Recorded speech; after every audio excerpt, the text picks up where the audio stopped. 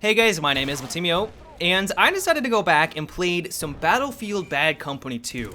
This game is fantastic. Maybe I'm just having a lot of nostalgia moments, maybe it's because I'm enjoying the combat, it's a little different from my normal gameplay, you know, Battlefield 4 and PlanetSide 2.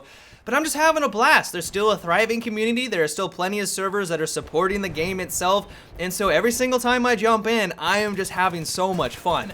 And one of the things that I think is contributing to it, and this may sound a little weird to you guys, but the class balance between assault rifles, or the assault class, and the engineer, I think is far superior than what we have in Battlefield 4. I know a lot of people out there enjoy the Battlefield 4's class balance, or even Battlefield 3's, but there's just something about the dynamic between those two classes that just clicks with me, and I just enjoy the way they kind of function together. I don't know if you guys are aware of this, but the personal defense weapon, and what you guys are seeing right now is like the UMP, they have a higher damage output when you're fighting up close compared to the assault rifles. The assault rifles still do better at medium to long range, like their damage doesn't drop off, and the personal defense weapons or the engineer weapons will drop off significantly at a distance, but if you're playing smart and you're getting up close and personal and you're trying to close the gap on your enemy, you're just simply going to dominate them, especially if they are using an assault rifle.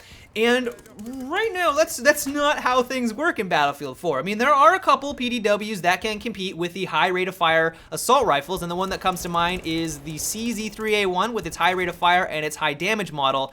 But all of the other personal defense weapons usually have a high rate of fire. I gotta give them that. They're very mobile. They usually have a great hip-fire accuracy, but their damage is lower. And because of that, they have a longer time to kill. And so if you're going against someone who is using an AEK or a FAMAS and you're up close and personal, which is how you are supposed to use the PDWs, even though you're using a class of weapon that is supposed to dominate up close, you simply don't because of the inherent advantage of those high rate of fire assault rifles. And so while I love Battlefield 4, the combat is very fun, and I think that DICE has given us a lot of weapon variety, there's just something about that dynamic of having the PDWs in Bad Company 2 having just a inherent advantage and a higher damage model, where if you do take advantage of them, you can do well with it. And it's just something about that dynamic that I really appreciate and kind of miss from the Battlefield franchise. One thing I did notice though is that the gameplay and the mechanics are a lot slower paced and a little clunkier than I remembered. There was one time when I was trying to cross the street. I was playing on a normal map, and in my head I was like, okay, it's gonna take me like half a second to cross this street. I'm gonna be able to sprint over there, I'm gonna be able to get behind cover, and I'll be okay. But because the game itself is just much slower and the mechanics are slower, it took me a good time to cross that road. And because I just did not think it was gonna take me that long, of course someone was on a rooftop and was able to quickly take me out. And so that was kind of adjustment. It's just kind of just something that comes with the territory when you go back and play this game. And while it's not necessarily a bad thing, it was kind of something that I did have to get used to.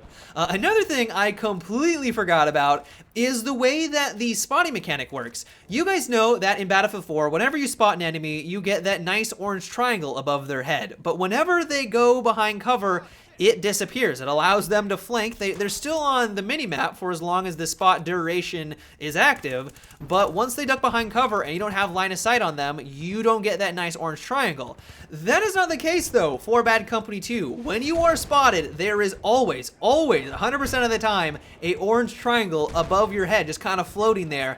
And so in some circumstances, it's amazing. Like you guys will, there's a couple of examples where I know an enemy is just around the corner and I'm tracking their triangle, and in the instant they round the corner, I just put a bunch of bullets down range and instantly take them out. But there are also some times where it happens to you, where you assume you're spotted, you're not exactly sure, but then as you round the corner, a hail of bullets fly in your direction and you have no time to react.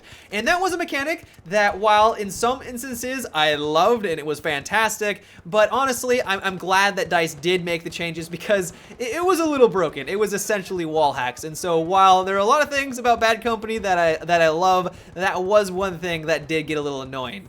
One thing I have to mention is that the destruction in this game is ridiculously satisfying. I know a lot of people will say that the destruction was a little too overboard. At the end of the round, basically you just have a bunch of rubble buildings, and I would completely agree with those people. There were a lot of times when you would have a match that would go on for 30 minutes, and for half of it, pretty much every building would be down on the ground, and that gameplay does get a little frustrating. And so I understand why DICE did what they did with the amount of destruction in Battlefield 3 and in Battlefield 4, but there's There's just something so inherently satisfying at taking out a wall where you know there's a camper directly behind it. Either taking them out and killing them outright with the RPG and the mass explosion of the wall, or then finishing them off with your primary weapon. You can do this in Battlefield 4 and even in Battlefield 3. Gold Mud Railways comes to mind, especially if you're playing some domination or team deathmatch or squad deathmatch. All of those 3 game modes, that map is full of destruction. But in Bad Company 2, there were maps that were like every single surface was just completely destructible. And so just knowing that at any single moment, if you were camping in a building and you were ducking behind cover because you just got shot at, and knowing that the wall that is kind of covering your ass can all of a sudden just explode into tiny pieces, and then 1,000 people can kind of swarm in and take you out. There's just something about that type of gameplay that is just so satisfying. But yeah, guys, that is about it for today's video. I hope you enjoyed the Battlefield Bad Company 2 gameplay. I will probably be jumping back into this game more frequently over the next couple of weeks because I just am having so much fun, so I hope you guys don't mind that. But until tomorrow, have a good one and take it easy.